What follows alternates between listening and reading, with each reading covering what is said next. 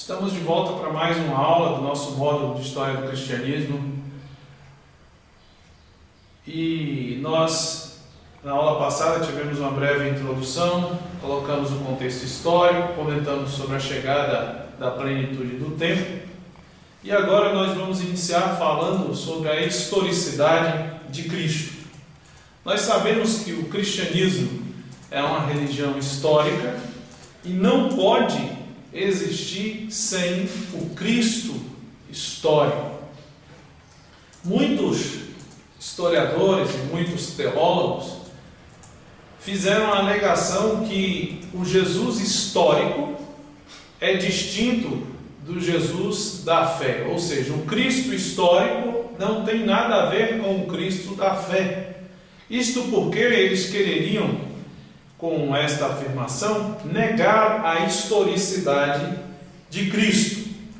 O problema é que o Cristo da história é o mesmo Cristo da fé, e isto nós não podemos negar, porque quando nós negamos este fato, nós estamos comprometendo a própria fé propagada pelo Cristo, nosso Salvador.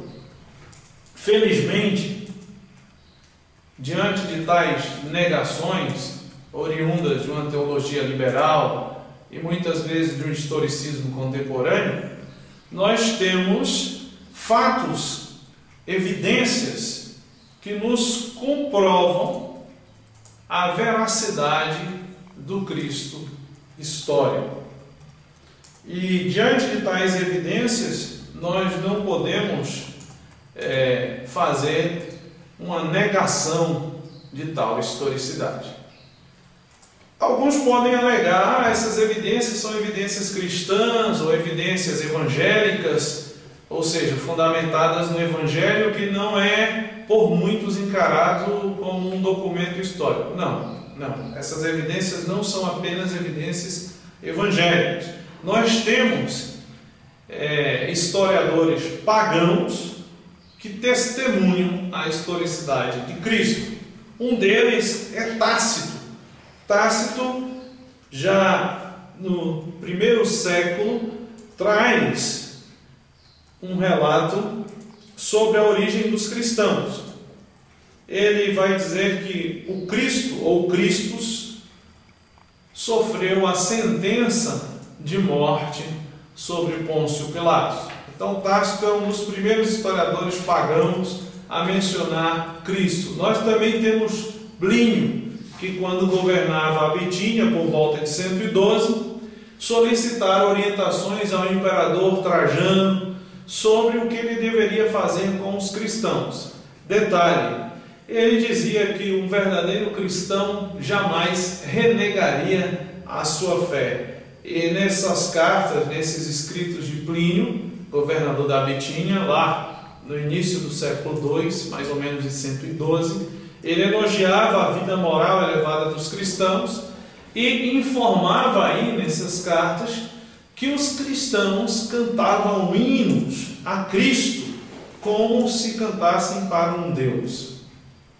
Temos também um autor satírico chamado Luciano, que viveu entre 120 e 190, ele ridicularizava os cristãos e dizia que os cristãos adoravam um sofista crucificado.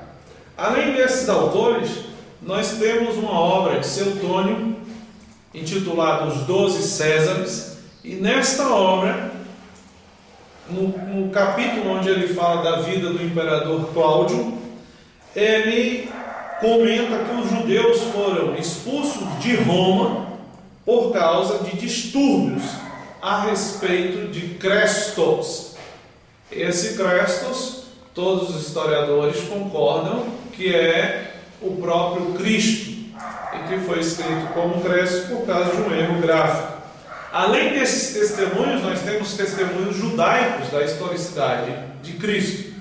Não queremos tratar de todos eles, mas de um principal autor chamado Flávio Joséfo. Flávio Joséfo viveu aí no primeiro século, de 37 ao ano 100, e ele tentava justificar a fé judaica explicá-la para os romanos. E nos seus escritos ele falou de Jesus, falou também de Tiago, o irmão de Cristo, e testemunhou na sua história dos Hebreus que os cristãos tinham vida em comum muito admirável. Tratou também da moral desses cristãos e também dos distúrbios provocados por eles, distúrbios entre aspas, né? Porque o Império Romano passara a persegui-los, mas antes disso os judeus os perseguiam. Nós temos também vários testemunhos cristãos fora da Bíblia que atestam a veracidade do Cristo histórico. São eles os evangelhos apócrifos, também as pinturas, os símbolos cristãos, né? As inscrições, os ícones, os desenhos nas catacumbas atestam o testemunho de Cristo e a crença neste Cristo como um Deus. O Cristo histórico é, pois, o Cristo da fé, e também o Cristo da fé é o Cristo histórico. Ele é o fundador e o fundamento da igreja cristã. Após preparar os seus discípulos, esse Jesus, o mesmo da fé, que é o Cristo histórico, não podemos dividir, como falei antes, ele cumpriu toda a sua obra salvífica, e em Atos dos Apóstolos nós vamos ver que o Espírito Santo desce sobre aqueles apóstolos e discípulos reunidos no cenáculo para realizar aquilo que Jesus dissera a Pedro, que sobre essa pedra, que é a fé, ele edificaria a sua igreja. Então, em Atos dos Apóstolos é que nós vamos perceber primeiramente a dinâmica da expansão e da fundação da igreja de Jesus, a começar por Jerusalém e daí para todo o mundo. Na narração de Atos nós podemos perceber que nos primeiros capítulos, até o capítulo 12, né, mas paulatinamente essa ideia, essa ideia que eu irei mencionar agora, de uma igreja forte em Jerusalém, paulatinamente ela vai como que desaparecendo, mostrando essa dinâmica da expansão do Evangelho, e vão aparecendo outras cidades. Isso nós vamos ver no decorrer do nosso curso. Mas o que importa é que nesses primeiros capítulos nós temos uma ênfase maior sobre a igreja de Jerusalém. Era como que é considerada a igreja mãe. E a partir de Atos 2 nós vamos ver o Espírito Santo guiando essa igreja. E ali nós temos o segredo, a chave, onde nós podemos entender o porquê que essa igreja se expandiu, como e o porquê dessa expansão miraculosa da igreja. Primeiro, porque era celebrado em Jerusalém, naqueles dias, a festa de Pentecostes. E ali o Espírito Santo descera sobre os apóstolos, que se reuniram na festa, mas mais do que isso, essa reunião trazia todos os judeus da dispersão, ali no texto chamado de gregos. Na verdade não eram gregos, eles eram judeus helenizados, que vinham de várias cidades, do Ponto, da Ásia, da Bitínia. Então esses judeus ali reunidos viram esse poder do Espírito Santo. Ali também naquela festa é pregado um primeiro sermão, aqui podemos considerar já eclesiástico no sentido literal da palavra, por Pedro, e o relato de Atos 2 é que pelo menos 3.000 pessoas aderiram à fé. Em Atos 4:4 nós vamos ver que essa expansão já é miraculosa, porque ele traz a descrição de 5.000 membros na comunidade, ou seja, 5.000 batizados. Mas é interessante nós percebermos que essa reunião em Pentecostes, ela foi como que a chave, a mola propulsora dessa expansão. visto que dali aqueles gregos, judeus helênicos, eles iriam sair para as suas cidades e levar essa mensagem do Evangelho. A grandeza da igreja de Jerusalém, ela se deu não somente pela festa de Pentecostes, mas porque era ali que fora iniciado o serviço, a missão da evangelização. Dali partiriam os primeiros missionários da igreja. Mas esta missão não podia ficar contida ali.